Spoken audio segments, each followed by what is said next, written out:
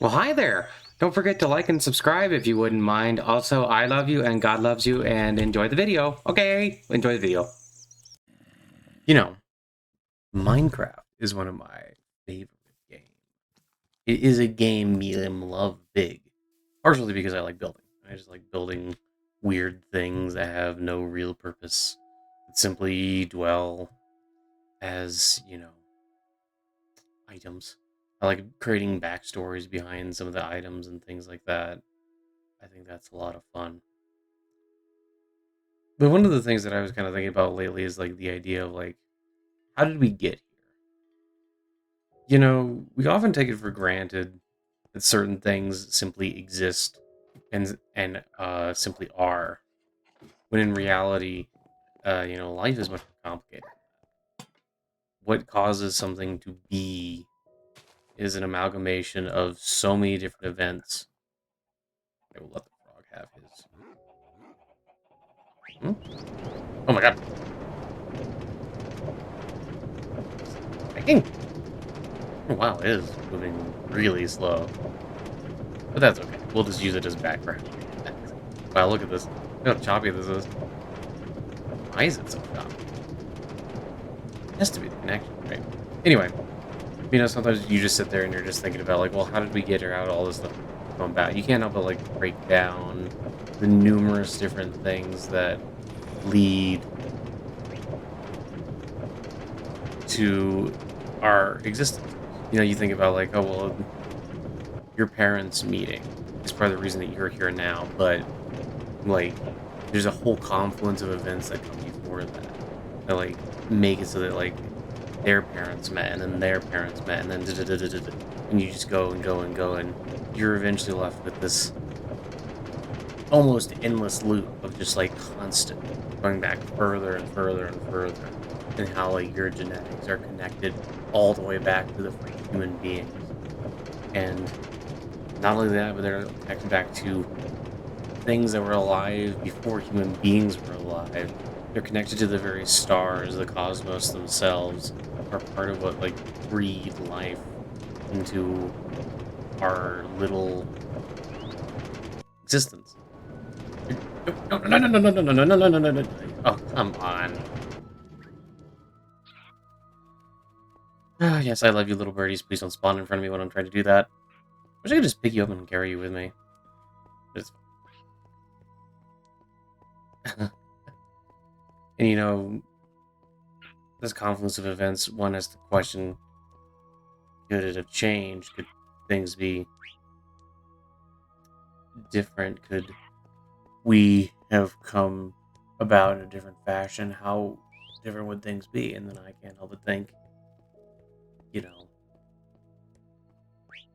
when you look at your life as something that isn't a complete random happenstance, but is something that is the confluence of billions of years of events leading to this very moment, and how, in that present moment, you can see so far if you choose to.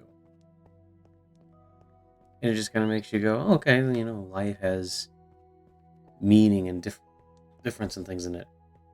Things like that. And one of the things, man, that's trees. One of the things that I keep coming back to is this idea that it's not, random chance. It goes through all of these various different moments, and, God is there and present in all of these various different moments. And, there's so much beauty in each of those moments. And, like, even something like a frog. Think about all of the millions of years of evolution that come to give us a cute little froggy, a little birdie. These little glorious moments of God's creation that we get to look at and enjoy. I wonder if I should just build a set of stairs going. Maybe I will. Careful, little birdies. But all of this is happening, and we often take for granted the things that have led to this current moment, we often think of them in such a way where it's like, oh, well, it's just the way things are. It's just the way things will be. It's just the way we choose to act and things like that. But the truth is that there's a purpose behind all of it.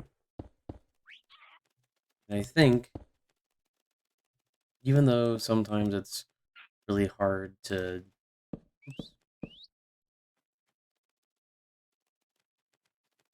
even though it's can be really hard to figure out what this purpose and what this meaning is and why it is and where we're going with all of this. Simply understanding that all of these events leading up to this very moment are still, you know, beautiful and wonderful, and they give us so much insight into, you know, life and why we're going through all this different stuff. And it's kind of amazing how beautiful it is, Like,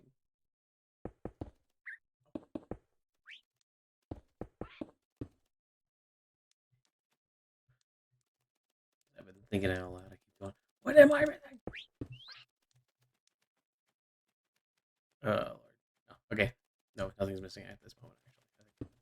Anyway, um, and as we go through these things, one of the big things we get to kind of choose is how do we react to things? How do we react? It's like, oh man, this one. Could you not fly in front of me as I'm trying to do this?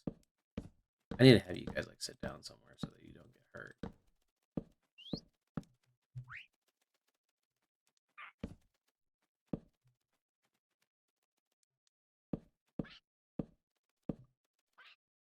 Look at that now. There's a little staircase. Very good. And oh, don't mind the big hole. That's just there for hole type purposes. When you think about all the events that led up to your existence, one would think that eventually you would be left with the idea that, oh, there's a great deal of purpose and meaning that can be derived from this. Oh, I get to have this experience, and not only does it mean something to me, but it means something in general. There's a purpose behind why things happen. And that's one of the great blessings that we get to encounter. People will say things like, oh man, my day is ruined or my life is ruined because of one little event. And then one can't help but stop and think, like, you need to fix that window. One can't help but stop and think, well, you've lived for how many ever years. You've had all these different things happen, lifetime after lifetime. You've been wandering around this cosmos, looking for bliss, looking for understanding, looking for love. And the truth of the matter is that those things will often appear to us, but because they're not in the exact form that we're expecting, we often end up kind of rejecting those things. And it's also like there's a lot of catastrophizing that tends to happen with a lot of people, where they go, "Oh, this one minor event, it has shamed me so much. I've done so terrible. I need to, I need to purify myself. I need to live a better life. I need to, do all these things." And or like, I'll never be loved again. I've been shamed. And the truth is that you can come back from just about anything. One of the many wonders and glories of God is how forgiving and loving God is. God is so cool and good. sometimes we act like we're not good enough. But the trick is that, of course, we're good enough. God doesn't expect us to be perfect. God doesn't expect us to understand every single moment, all of the little events that are happening. But when you put it in context, when you like sit there and examine, hey, little buddies, I love you. I should give them some seed. And you examine all the things that have led up to where you are. How can you say that no, I'll never be this, or I'll never amount to this, or I don't have patience for this or that. You can learn and develop so much. In every moment of the cosmos, things are changing and turning, and there's no reason that you can't engage with that and be happy with that and be happier than you have been previously. And and there's no reason that you can't find the wonder and love of God in your everyday life.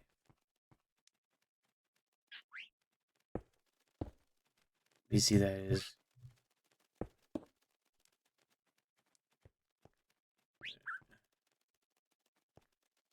I put it down. Actually, yeah, I like that. And we are so blessed to have these moments and to be able to look and go, oh, how did all of this happen? How did I get here?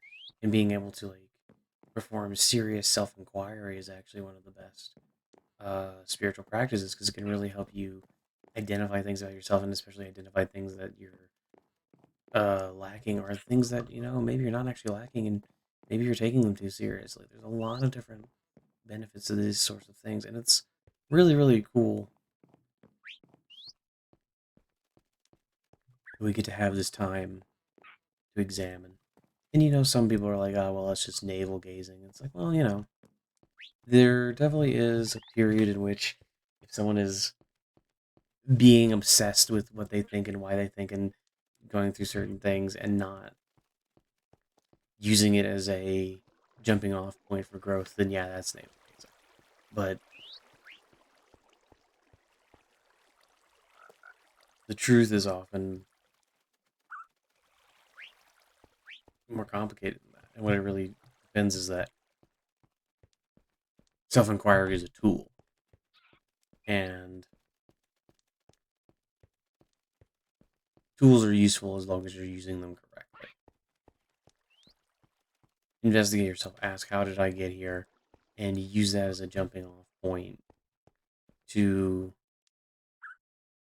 truly try to understand what's going on and to appreciate the magnitude of these events.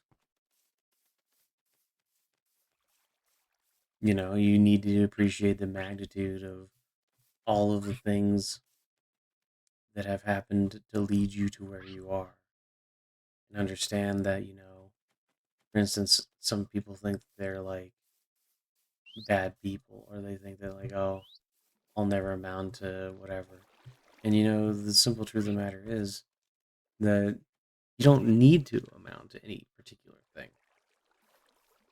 The glory of God and all that is available right here, right now. And in every moment throughout that entire series of events, I'm trying to think of a better, more majestic way to put it, but series of events. All these events happen. You gain so much by each of these events and the experiences they let you have.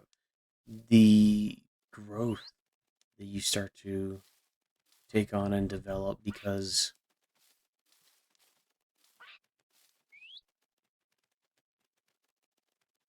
you're willing to investigate. And that, in those moments of suffering, you reveal things about yourself. And in those moments of glory, you also reveal things. You get to examine the self more thoroughly, and you get to engage with all of this wonderful stuff. You know, take time and, appreciate too that, like, all this talk about how did you get here. It does also mean that there's value in what you're doing and why you're doing it. And so it's not just waste time. We're all gonna die. We will all fade away. It is the nature of this life. God, our real self, never fades away. And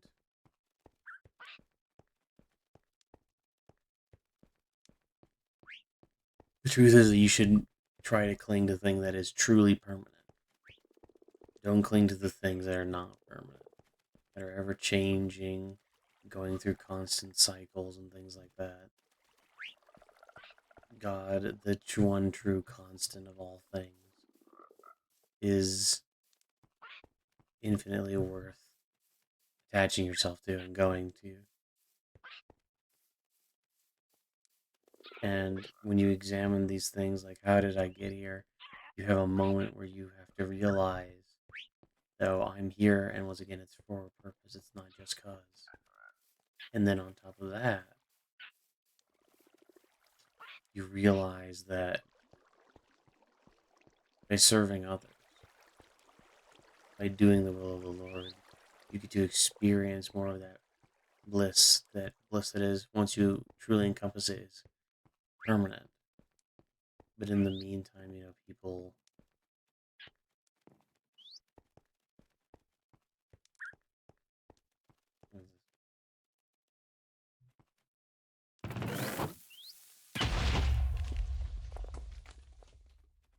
Huh.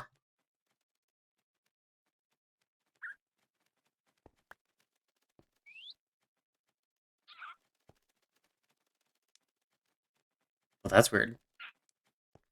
Uh,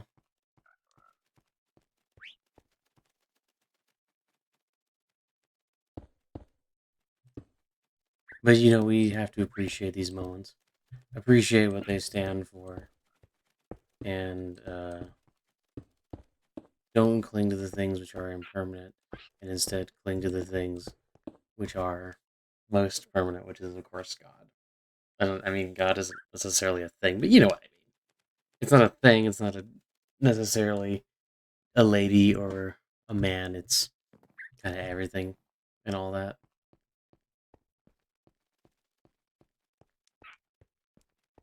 So, try to appreciate these things and examine daily why you're here and make sure that you're living up to a good purpose. Make sure that you're living a good life and not simply letting time roll on. Not, I mean, Jimmy Dean. Anyway, I hope that you all have a wonderful time and hope that you know that I love you and God loves you. And bye bye, love you. Bye. Have a great one. Bye.